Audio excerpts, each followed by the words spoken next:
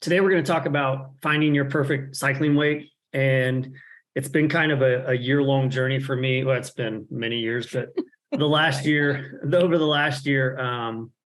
I put on some weight and I didn't like it. And I really didn't like the way I looked. And, it was kind of a struggle. And I was, like, well, I'm getting older and what do you do? And, I kept, trying to restrict diet and do all these different changes, and the pounds wouldn't come off. And so today we're going to talk a little bit about the solution I found and that Chris helped me find to get where I am today. And for me, it's like a really cool success story, especially over the last 2.5 months. So real quick, a little bit about Chris. If you guys don't know Christine, I call her Christine professionally and I call her Chris at home. So when we introduce ourselves as Matt and Chris, we always joke that we're like the two dudes because it's two dude names, but pretty clear she's not a dude. And Chris has been working with me since we met 11 years ago, and I'm kind of her guinea pig or her lab rat. And we do all kinds of things to, create longevity in our lives and to be healthy and to really help me perform on the bike at the highest level possible. And like I was saying a little bit ago, I always wanted to be lighter, and we'll talk briefly about cycling rider types, but in my mind, I always wanted to be, the really skinny cyclist that you see in the Tour de France, and it just wasn't happening. And like I said, last year, I went up in weight, really almost 10 pounds more than I had been in the past, and just wasn't happy with it. So we pushed really hard and tried a lot of different things. And in December, I started focusing on a new routine and found some amazing results. And what's amazing about the results is my weight's the same, but my body mass is totally has totally changed, or my composition has totally changed. So I've got. You want me to jump in? Yeah, I've got a lot of people here. Can you flip back to the one before? I just want to tell a quick backstory about my life. I started my fitness journey when I was 12. I have an older brother. He was 15 at the time, and he was really into bodybuilding. So I got really interested into lifting free weights. So I've really been a free weight lifter my entire adult life. I really enjoy lifting. I'm not a cardio person. So I lifted weights all through high school and college, went to college at Butler University, and took as many nutrition courses as I possibly could. I'm 54, so I'm dating myself. I was there in the 80s. And so everything that I learned in nutrition in the 80s has now been debunked. Between the advances in science and technology, we now have more information about genetics and epigenetics. So I've been a lifelong student of nutrition. My obsession right now is quantum biology and light therapies. So that's what I've been doing the past 6 months. But today we are going to talk about body composition and finding your perfect weight. You can do the slide now. So we're going to talk about Dexa Scan. Dexa Scan is really the gold standard of scans. There's InBodies, there's all kinds of other ones that are great too. But what Dexa Scan is, it's actually a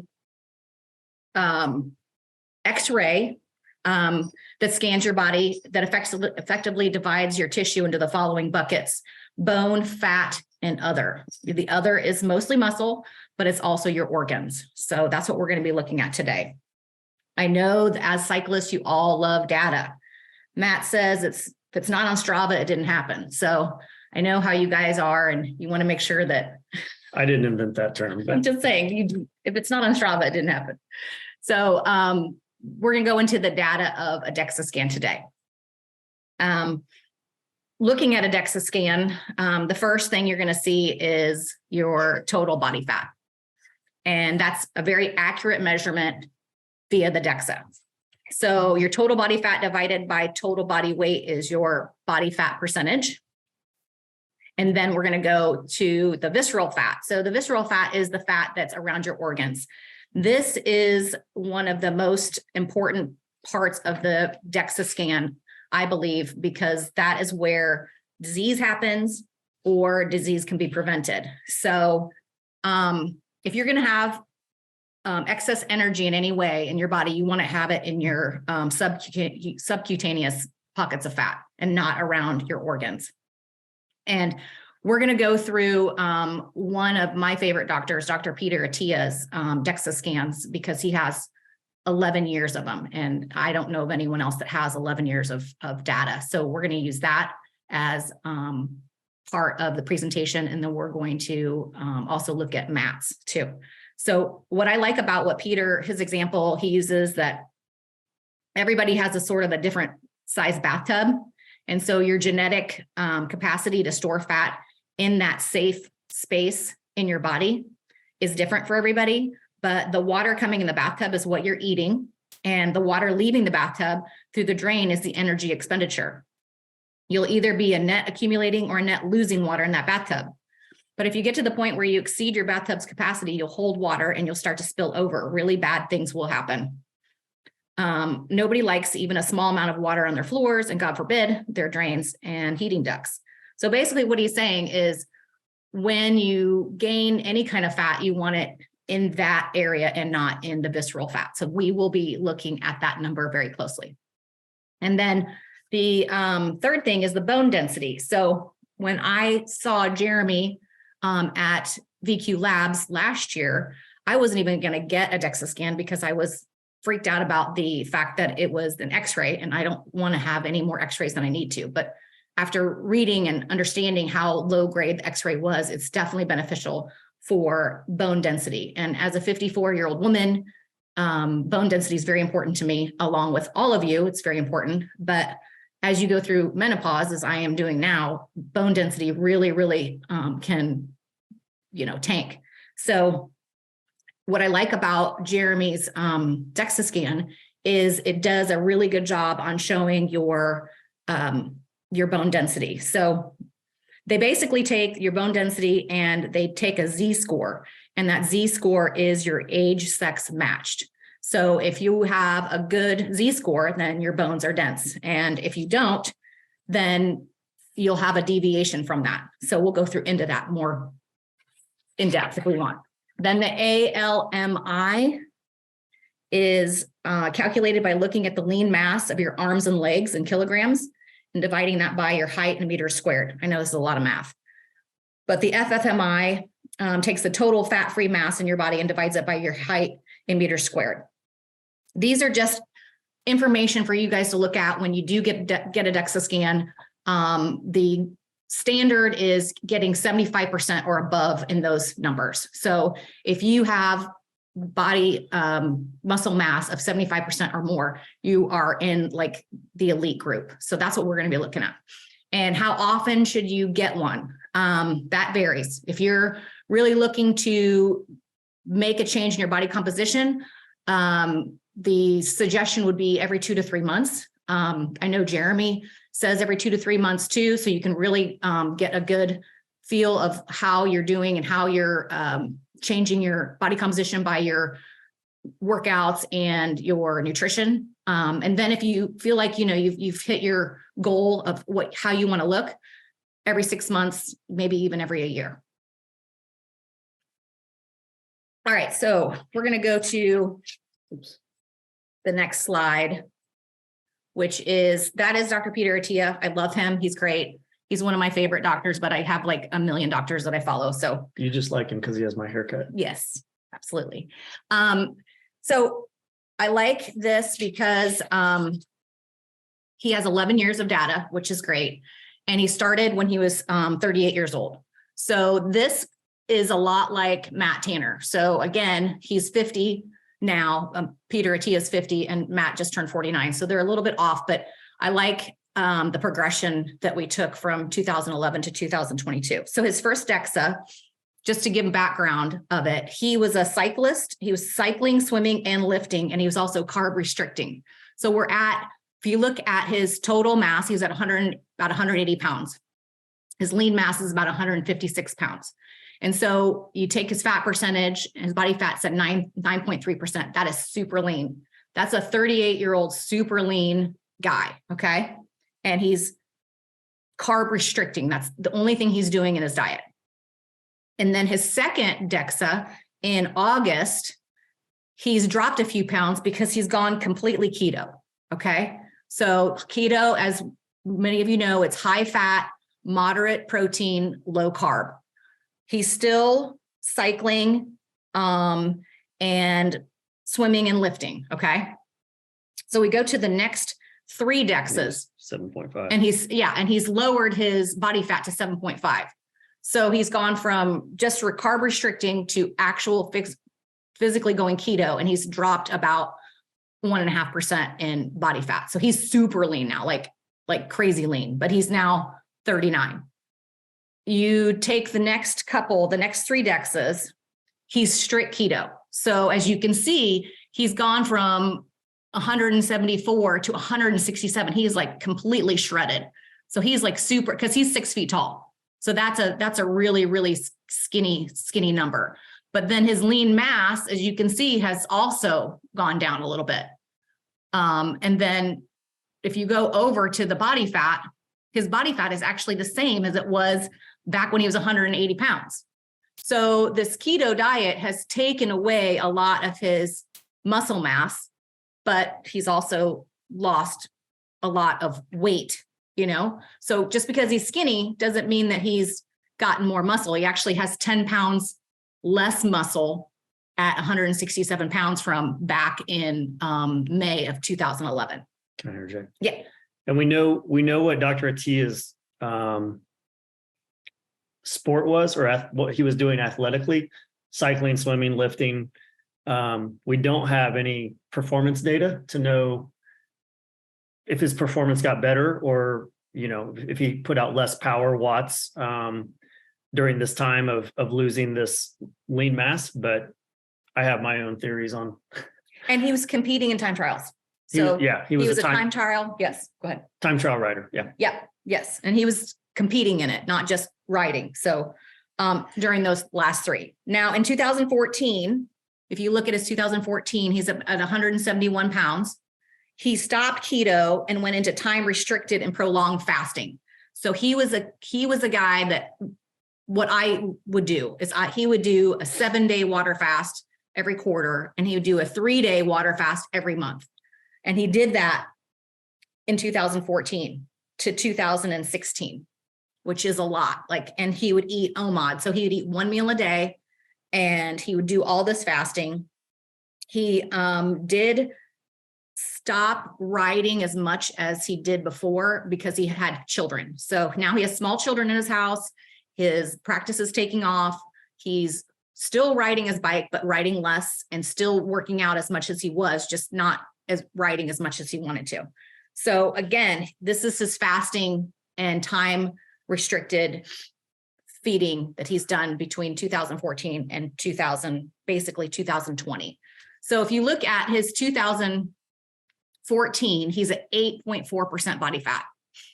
And then all the way up to 2020, he's almost the same weight, but he's up to 16% body fat. So his argument was when he was doing all of this time restricted feeding, it really wasn't good for him.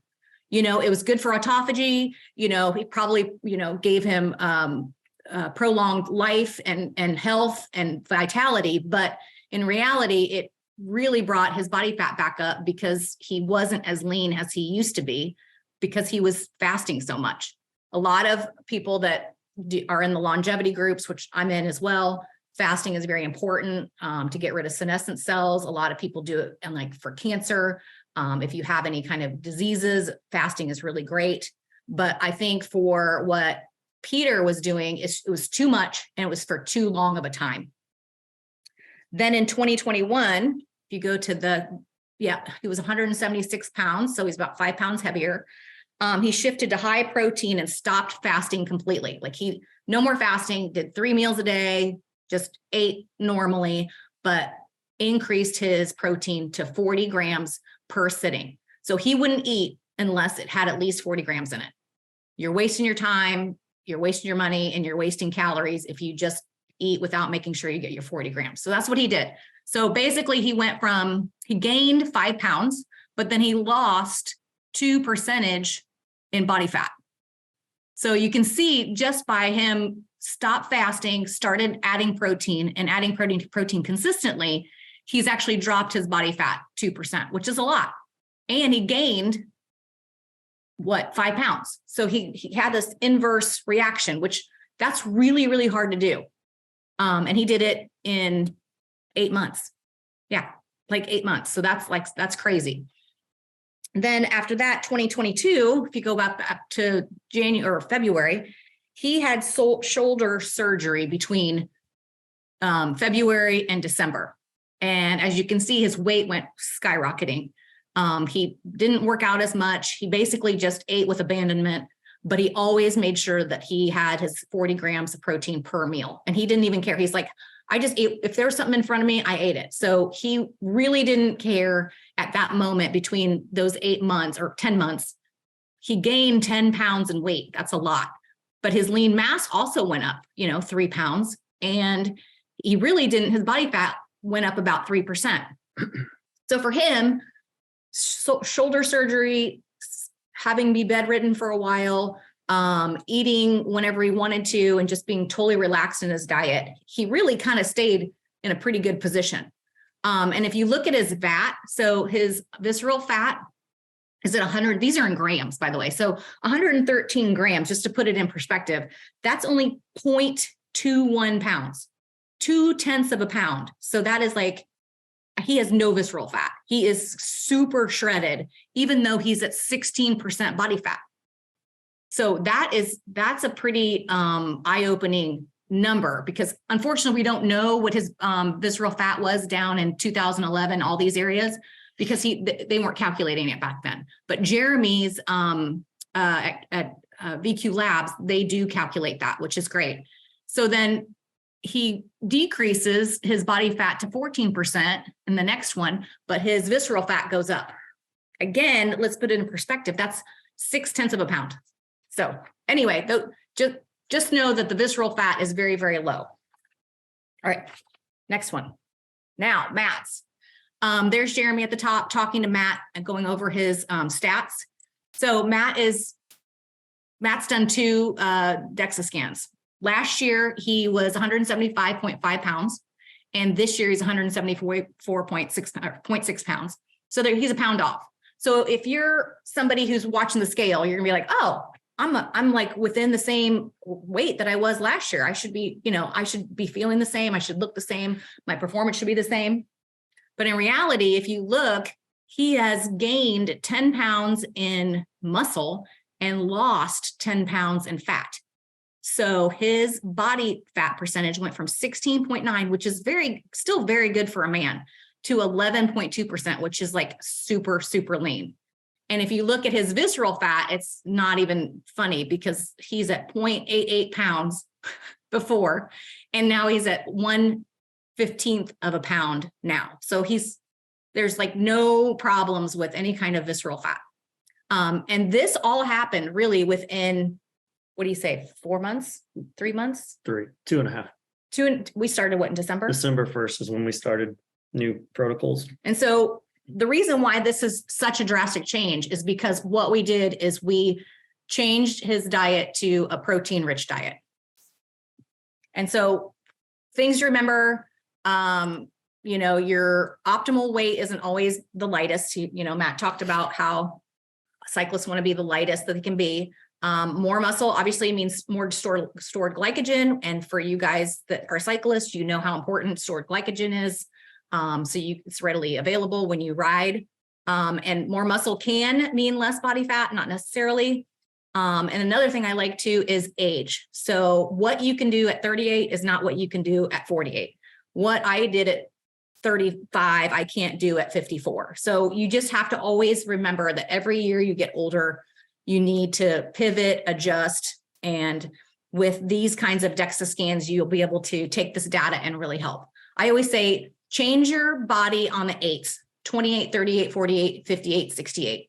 that's when your body is really going to change. And so take those 2 years, that 8 to the next decade, to really, really hone in on what your diet's doing, how your sleep is, what your performance is like, what your mental capacity is. And with the Dexa, it's just one more thing you can use to fix that. And then obviously rider types have specific needs that Matt can talk about, because I won't spend a ton of time on this. We have a lot of people from Cinch Cycling on the call. We have Holly and Steven that are coaches. I'm a coach with Cinch Cycling, and this is something we really study when we get new riders or new athletes assigned to us to coach. But there's 4 rider types, and they're a climber, a classics TT, a punch air, and a sprinter. And there's a lot of attributes to those riders beyond just the physical side. Like, I'm a classics TT rider, and TT riders are typically engineer minded and want to have everything calculated, and everything has to be in order. Whereas a sprinter is more of like an artist, where they're just kind of free flow and, anything goes, and they love chaos. So what I want to talk about today is really quickly just the physical characteristics of these riders. And this is kind of like I was saying earlier, like, I always wanted to be, really lean and lightweight. But that's not my rider type. So I was trying to force my physique into a rider type that's not my strong suit. So just real quickly, and maybe you can kind of figure out where you're at if you're a cyclist, as to which kind of rider you are from studying some of this in more detail, or if you'd like to know the full, we have a little test we use at Cinch that pretty much tells you who you are really quickly. So I can share that with you guys if you want that later. But the climbers are typically smaller in statue, and they are very lean and super lightweight. The classics TTs, like myself, are a little bit taller. I'm 5'10", I'm not super tall.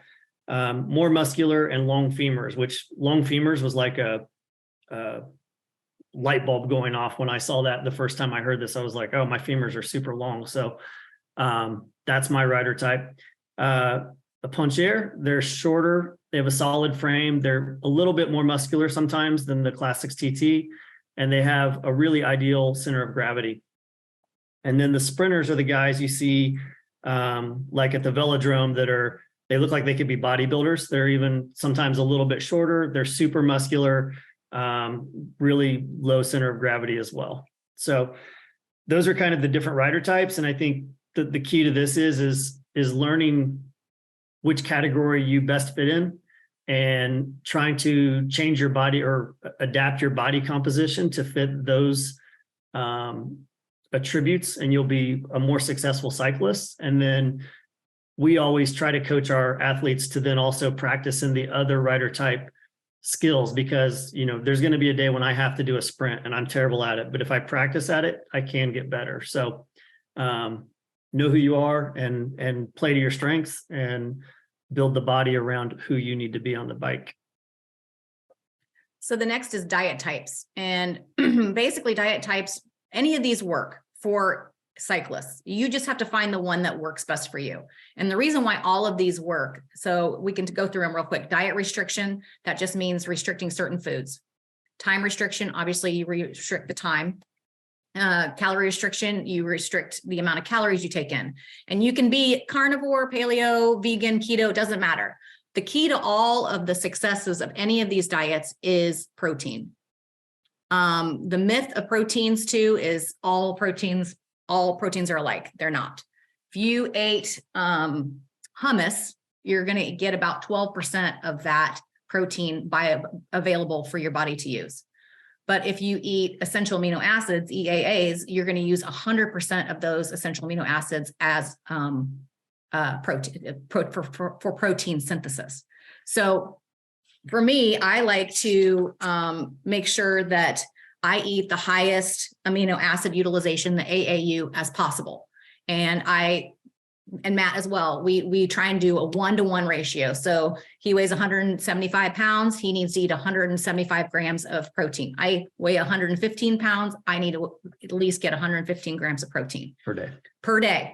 And make sure when you eat, always hit that 40 grams of protein per serving. Because again, you're going to waste your time, you're going to waste your money, and you're going to waste your calories if you don't hit that 40 grams. And the reason why that's so important is protein synthesis only happens when you meet that threshold. If you're over 40, you're going to have to eat 40 grams or more to meet that threshold. If you're younger, you can spread your protein out however you want.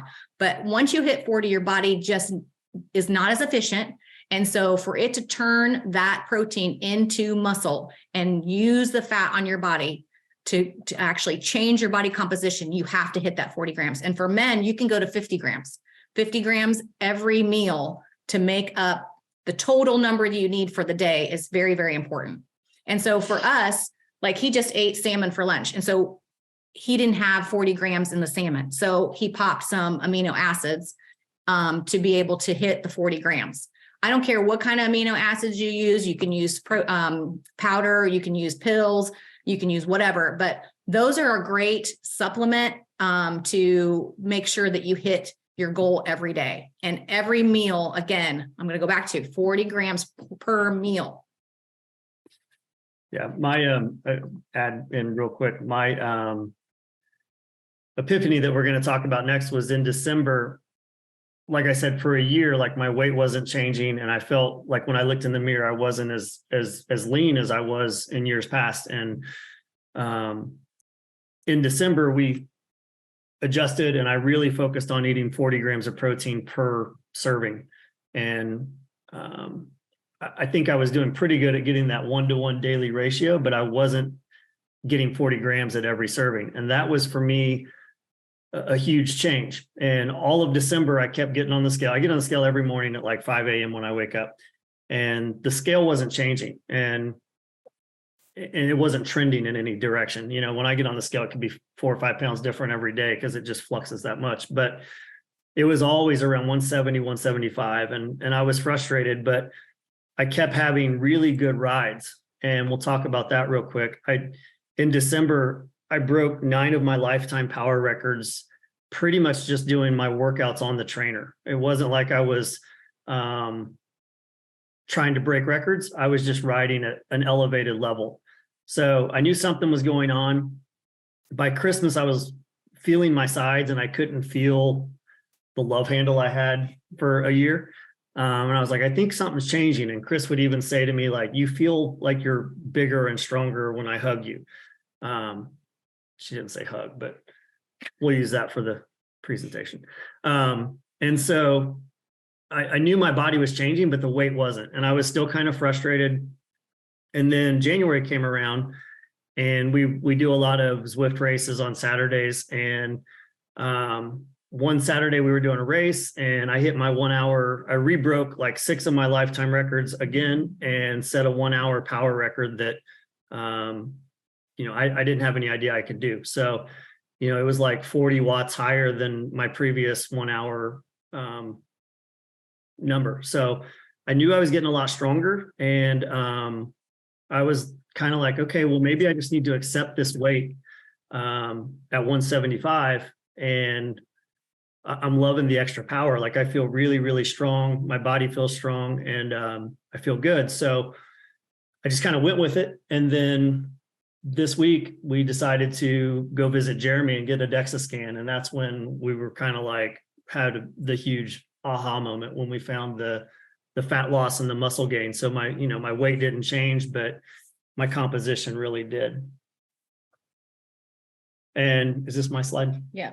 And so the way I achieve that is really, this isn't a total sales pitch, but you can get these products from the Straight Fuel website. But utilizing creatine every morning, I put a scoop of creatine in my coffee first thing. It's 5 grams of creatine, but it really helps me store more glycogen in my muscles. And then using the aminos for a supplement when I feel like I don't get enough protein in my meat or the other protein sources I eat has really helped me get to that 40 gram threshold every day. And they're also, the aminos are really good for recovery and even for fueling in your ride. It fires your ATP off, which is your energy sources in your muscles. And then as a little bit more of a sales pitch for you guys. The straight super fuel that we created last year is a super clean carb source, and it has a little bit of creatine in it, again, just to help you store more glycogen in your muscles. And it doesn't have any sugar, so it doesn't create inflammation. And I'm actually starting to kind of find our audience that I would say middle-aged athletes that are struggling with inflammation and a lot of, middle-aged problems. They're finding a lot of success using straight super fuel. So those are kind of the three keys to what I've found over the last 2 months to really change my body composition and also produce more power than I've ever done in my life at age 49. So is that it? Yeah. Oh. Anybody questions or anything like that? And I'll say Chris really wanted me to put this picture back up. I know probably Steven Strayer and Warren, I know you're enjoying it, but it's really for my wife to see her hard work pay off. Yeah, it is. We will make this slideshow available to all you guys so you can click back through it. There's some hot links in the presentation, but there's also some resources here if you want to, if you're in the Indianapolis area and you want to schedule a time with Jeremy, you can go to Vision Quest Labs. He's offered up a discount code for you guys. It's just straight. If you're not in the area, there's hundreds of Dexa Scan locations around the country. This is a map that'll give those to you. And then we have my full report. You guys are welcome to snoop through that and see what a report looks like when you get it. This printable protein guide is something we worked on with Chris's business, U-20. We launched it this week or last week.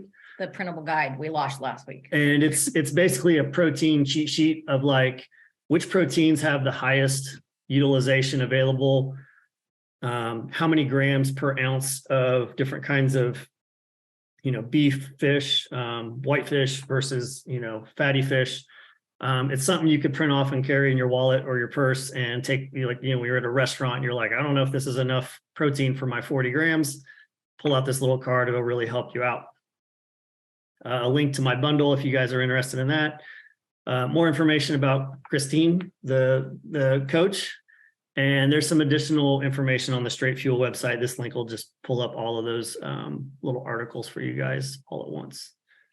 I have a question that Stephen had, and I think this is a good one. So if you're eating carbs to make sure you have enough fuel for cycling, is it okay to eat the protein with the carbs, or is it best for the protein to be eaten on its own and then carbs on their own?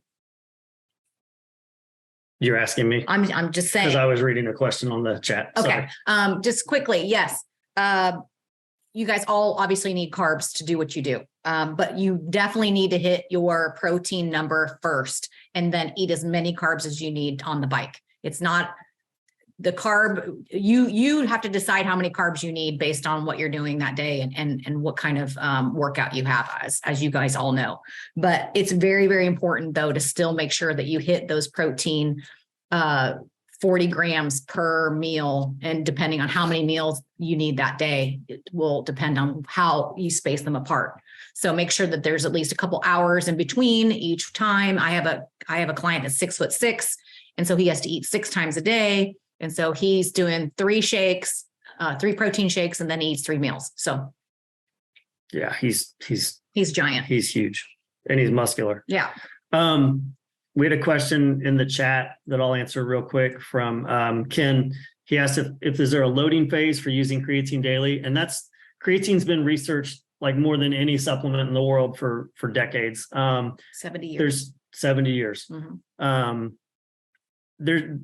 There's mixed reviews on that. My take on it is I do 5 grams every day. I don't think you need to do a loading phase. If you want to accelerate the benefits, you can take up to like 20 or 25 a day in 5 gram increments. My thing is it's kind of the more stuff you have to remember to do like that, the more I tend to forget. So if I can just do it first thing in the morning, I'm done, and get it out of the way. That's the way I like to do it. So I like to load. If you are somebody that's not in very good shape, I would say load. If you're in amazing shape, just start adding it to your daily routine. I want to throw this out to you guys. Anybody that has any questions, I can either unmute you. I think you might be able to unmute yourself if you can. Feel free to do so, and Holly has a question. Well, Holly's got one here too. But if you have questions, feel free to speak up. Holly says, how much should you expect to pay for a Dexa scan? Is the 40 grams of protein per meal universal or independent of weight and gender? So I think the Dexa scans, if Jeremy can speak up, she can tell me for sure, but I think they're around $150. They're not super. Go ahead. Yeah, Jeremy's on. We retail it for $150, but then with the straight discount code, you guys get 25% off of that. So I think it ends up being $112.50. So hands down, I mean, if you tried to go get a doctor's note for a Dexa scan, and if you're paying out of your pocket, you could pay anywhere from $200 to $300. So you get a pretty good deal. So yeah, and you don't need a doctor's note. I had that question a couple of times. You can go in and get a Dexa scan without a prescription or a doctor's note. That's not an issue. Holly's other question is the 40 grams of protein per meal universal or independent of weight and gender? I'll let Chris take that one. It is really independent of weight and gender. It's really based on age. So as we get older, the key for that 40 grams is the leucine content. So you have to push that leucine content above 5 grams as you're eating your protein. And that is really what causes the protein synthesis in your body to produce muscle and use the fat that's in your body as it is already in there. So go by age more than anything else. And women, obviously, we're smaller and we're not small men, we're actually women. So we have a whole other set of hormone issues and things like that. But I have not had an issue, and I've spoken to many other female doctors that the 40 grams really is the best threshold for women to hit every time you eat a meal. So if you're a little person, you may only have to hit, 3 meals a day at 40 grams to get 100. If you weigh 120 pounds, if you weigh 100 pounds, you may only have to do it twice a day. But you hitting that threshold is really the most important, no matter if you're male, female, but it goes by age.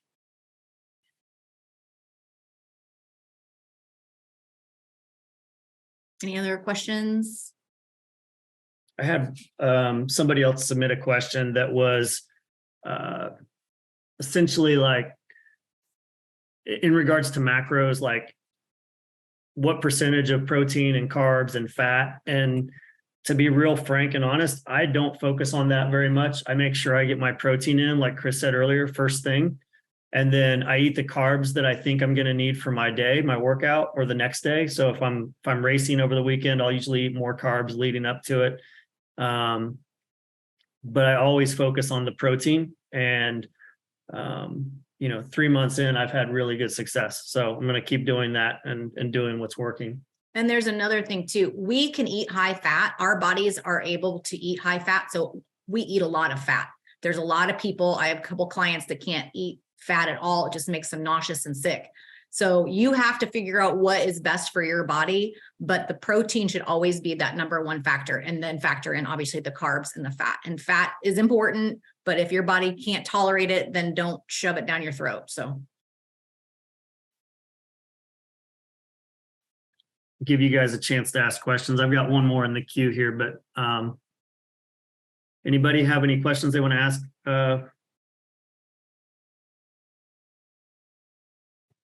I got a quick question.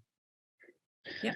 I was curious, what if you don't feel like eating, for me, 185, 189 grams of protein in a day? It feels like you got to get up early and plan a second meal, third meal, fourth meal. Is there any suggestions around that? yes, but it is a job. Ryan, you are the perfect example because you have such a high metabolism. You're still very young and you're a very big guy. So you are gonna have to eat a lot, and it is a job. I mean, it's a chore. And for you, it's just always going to be a chore. So you just have to do the math and make sure that you plan your day out accordingly. Don't ever wake up and not have a plan, have that plan. So, okay, I'm going to do a protein shake in the morning right before I leave. And then I'm going to have breakfast. And then I'm going to have another protein shake right before lunch. And I'm going to have lunch. I mean, you're one of those people that you're just going to have to plan, but it is a chore, but you will see such a difference. And this because you've started lifting again and, you've seen your body change, but For you at 34, I think you are, is that right? 34? Yes. Yep. Yeah. I mean, you don't have to really hit that 40 grams. You know what I mean? Because you're still young enough. But just in the back of your mind, always remember that as you get older, there is going to be a threshold that you're going to have to hit. So start out with a plan. You don't have to, you can be more, lackadaisical about the 40 grams because you're so young. But there's going to be a point where you're going to notice that you're just eating and it's not working. So. Gotcha. Thank you. We've got one from Ken here in the chat. I'm going to paraphrase his question, that he's a runner and a cyclist, and he feels like his weight for riding and the power is good, but his weight is a little bit heavy for running and the impact on his body in running. And he's asking, how do we find the middle ground for that?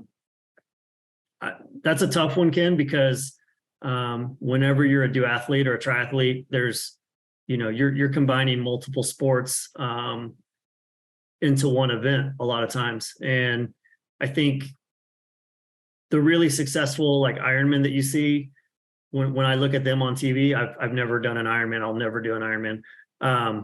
They're always like lean, muscular, bigger guys. And the women, I would say, follow that mold a lot too. And running's hard on everybody's body. And if you're running with a lot of extra weight, I think if you're not doing it competitively, but you enjoy it, I would recommend, dialing it back. I try to do some running on my rest days to create impact and help my bone density become stronger. But when I run, one of my athletes is on the call, Morgan. She always makes fun of me because my runs are like 10 or 15 minutes, and I usually go really, really hard. And she always makes fun of me. She's like, "You didn't do any warm up," and I'm like, "Well, like I'm coming out hot. Like I don't need to warm up. I'm just going to run. I just go run like Forrest Gump. I don't. There's no technique. It's just go pound it out." So, your question is really hard one to answer, but I think if you, I don't know how many miles and whatnot you're running, but I think if you could do shorter distance, it would be less destructive or negative impact on your body, even if your weight's ideal for your cycling and the power on the bike. That would be my suggestion, but I'm a cyclist, so that's my answer. I have another question. So when should you take aminos to supplement?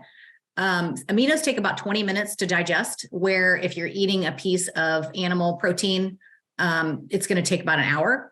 So I would suggest eating whatever meal you have and then supplement with the aminos afterwards, because you don't want to take them first and then eat. So that way, hopefully they'll all kind of be digesting at the same time. That was a question. Mm-hmm. And then what was the other one? If I go over my protein intake on some days, is it okay? For men, yes. For women, no, because honestly, our hormones aren't going to be able to handle that much protein extra. It's just going to turn to glycogen, and then it's going to be stored as fat.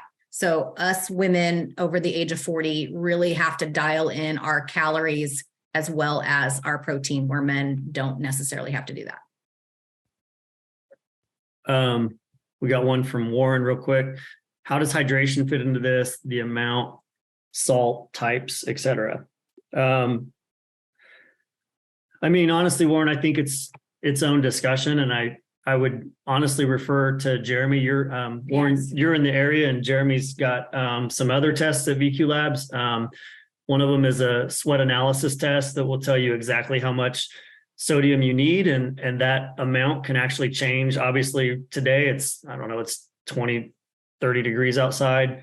You're not going to sweat as much if you go outside and ride today as you would in August, and the humidity is going to be different. So the amount of sodium and things like that your body's going to require actually changes, with the season or with the conditions. Can Jeremy talk about it a little bit? Yeah, Jeremy, if you want to talk, go for it. Yeah, so when somebody comes in and does a sweat test with us, typically what we're doing is we're telling you how much sodium you're losing per liter of sweat loss, and kind of going off of what Matt was saying, different climate conditions dictate fluid loss. So cooler climates, you're not going to lose as much fluid, so you're not going to lose as much sodium, as opposed to the hotter, more humid conditions where you're going to lose a lot more fluid, thus losing more sodium through that. So we're able to tell you exactly how much sodium you're losing per that liter. And then we work with you to kind of develop we send you with a spreadsheet, and we kind of tell you how to fill it out so that you can go into those different climate conditions and have a really good idea of what your fluid loss is, so that you can kind of dial in your overall net loss for how much sodium you need versus how much fluid you're physically losing, and also knowing how much fluid you need to replace as well. Awesome. Cool. Any other questions? Yeah.